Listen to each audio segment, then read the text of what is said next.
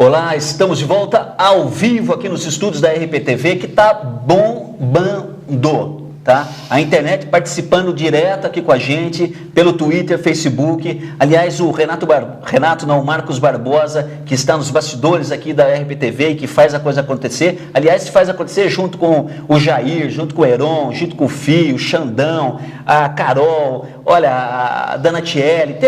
A equipe RPTV é hoje uma das melhores equipes de televisão em São José do Rio Preto e que possibilita programas como esse, que nós temos a possibilidade de levar até você. Estamos ao vivo falando com o Renato Martino, psicólogo, aliás, psicólogo que tem um blog. Ô Jair, eu queria que você colocasse o blog do Renato Martino na tela, para que as pessoas, inclusive, possam lê-lo, que publica diariamente temas, textos, artigos, vídeos, falando sobre família, sobre mãe, sobre mulher, sobre marido, relacionamento e psicanálise, né, Renato? Justamente. Que é a ciência que procura entender os fantasmas que caminham dentro do teu ser, mas também tudo aquilo que você tem de rico, de bom, de maravilhoso e que precisa vir à tona. Renato, sem demora, aliás, olha aqui no Twitter, quero mandar um abração especial para o Vereança, que tem o endereço no Twitter do Vereança é @vereanca, né? Você sabe que na internet endereço eletrônico nunca tem esse cedilha, ou tem esse programa, e também a Sofia Lemes. Sofia, um beijão, pessoa extraordinária, acompanha a gente aqui também sempre. Sofia, muito obrigado pela sua audiência.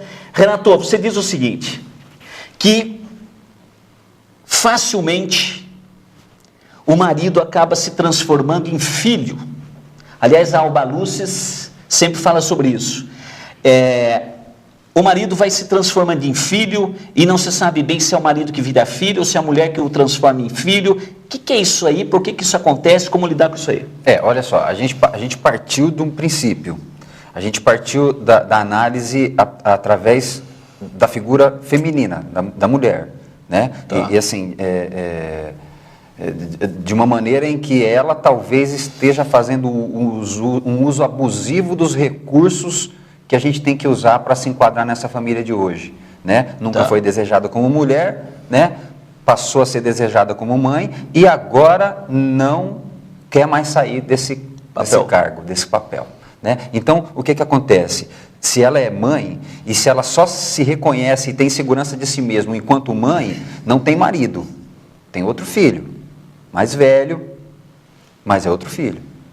E quais as consequências? Como esposa, ela não se garante. Como mãe, ela se garante. Isso pode representar também, explica um pouco, em alguma medida, ou pelo menos aponta, casos extraconjugais em que o marido daí acaba buscando uma mulher que ele não encontra em casa, porque o marido também quer a mãe, né? Porque ele também se sente confortável nesse papel, ou não? Sem dúvida, sem dúvida. Se sente muito confortável. Aliás, assim, né, tem um pensador da psicanálise chamado Jacques Lacan, francês, escola francesa de psicanálise, e ele diz assim, né, numa neurose, não é só o neurótico que se beneficia dela. Tem sempre alguém do lado, fazendo também, que por sua vez tem a sua outra neurose, né? E aí vira um caldo, uma dança, né? E às vezes uma dança muito bonita, porque um se encaixa no outro e saem pelo salão. E quais as consequências para o matrimônio? Não é o nosso tema aqui, mas acho que perpassa um pouco isso. Quais as consequências para o matrimônio? Uma relação entre marido e mulher em que o marido vira mais um filho dessa mulher. Aliás, sobrecarrega essa mulher também, né? Na verdade, acho que o ponto de partida todo disso foi essa coisa da multimulher, né? Renato, como é que você está vendo essa coisa da multimulher? Como é que você está lidando com isso, as consequências disso? Como a psicanálise está tratando dessa questão? Luciano, a psicanálise vai tratar da seguinte forma: a gente precisa resgatar a natureza do humano. E assim, não tem muita dúvida do que é a natureza do humano, né? É viver tranquilamente, né? Poder amar, poder trabalhar, poder casar-se, poder ter filhos, né? Essas coisas não são novidade para ninguém, que é a base da nossa existência. E a psicanálise vai de encontro a isso, né? Então, a psicanálise quer entender, né, até que ponto isso que está sendo usado está sendo um recurso para se preservar e poder funcionar bem, ou até que ponto eu estou fazendo um uso disso de uma maneira perversa, justamente para não crescer. Renato, a gente está vivendo um quadro em que as mulheres não estão compreendendo mais o seu papel como mulher e o homem também, está havendo uma confusão. Quer dizer, quando a gente fala em multimulher, é interessante colocar isso. Inclusive, eu conversava em off aqui antes do programa com a Luciana Crepaldi, que é a jornalista responsável aqui pelo jornalismo da emissora, e ela estava justamente falando disso. Você participava também na conversa, e a Luciana colocava essa coisa da multimulher e colocava o seguinte: olha, nós mulheres estamos carregando um peso aí que está difícil de carregar, e não pode nem reclamar, porque é elogioso ser multimulher. E você está colocando agora um negócio que vai na contramão. Olha só, Luciano, quando a gente está falando de psicanálise, a gente precisa se lembrar também de uma contribuição. Wilfred Bion, indiano, naturalizado em inglês, psicanalista, a última palavra em psicanálise, na minha humilde opinião, né? E ele diz assim: nós, Luciano, somos pensamentos em busca de pensador. O que eu quero dizer com isso? Eu quero dizer assim, ó, o que está hoje, eu duvido muito que mude. Mas como é que está esse pensamento do amanhã? Como é que está sendo trabalhado isso dentro para sonhar com o amanhã?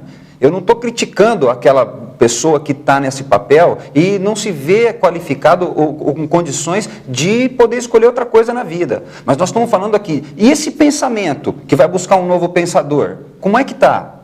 A menininha está brincando com o quê? A menininha está brincando de casinha? Ou está brincando com estojo de maquiagem? É isso mesmo, né? Porque a menininha que pôde brincar com a boneca, ela vai com certeza ser uma melhor mãe do que aquela que não pôde ensaiar isso aqui, que é brincar de boneca. E você está dizendo que esse ensaio de mãe, que é uma dimensão da mulher também, sim, isso é fundamental para a mulher. Sem dúvida. Para a mulher, para o homem e para a criança. Para todos. Entendi. Né? Para todos. Cada um tem... A gente partiu do princípio de estudar a mulher aqui. Talvez a gente tenha uma outra chance de partir do princípio estudando o homem. Tá. Né? Mas a gente partiu do princípio da mulher. Se a gente tiver uma outra oportunidade, a gente começa por lá. Né? Ô Renato, eu já li no teu blog, aliás, eu peço para o Jair cola o blog do Renato Martino na tela. Eu já li no teu blog uma frase que eu achei extremamente interessante. Aliás, o blog do Renato é um dos blogs que eu leio diariamente como parte do meu processo de informação. Muito obrigado. Você disse uma frase lá que eu achei muito interessante. Você falou assim, que mulher precisa se encontrar e se definir como mulher para que o homem também se encontre o teu papel, encontre a tua função. E você diz que a maternidade, e a maternidade no sentido de autonomia da mulher, mas uma mulher que vê na maternidade uma possibilidade de realização, mas não apenas nela, né? Quer dizer, a mulher é mãe, se realiza como mãe, realiza essa onipotência, né, que é a criação de um ser, mas ao mesmo tempo ela continua o seu processo de pensamento sobre si mesma, porque ela também é mãe e é muitas outras coisas enquanto mulher. E você concluía dizendo assim, que para que a mulher seja mulher, o homem tem que ser homem, para que o filho possa ser filho. Fechou. Tá? Eu queria que você, eu não sei se eu falei demais sobre isso, mas queria que você retocasse essa questão. Porque o que acaba acontecendo? Eu tenho a impressão assim, que a mulher está fazendo o papel de mulher, de marido, de filho, de mãe, de esposa, de profissional, de gerente, enfim, de tudo. O homem tá acuado num canto, não sabe muito bem como se posicionar, e o filho se transformou num exilado, num abandonado, num esquecido, e carrega, inclusive, a sombra de ter que pensar-se a si mesmo sem referências. O Renato colocou uma outra questão, que foi o seguinte, que o trabalho em excesso é uma fuga, mas isso ele vai falar em 60 segundos, já que a gente volta.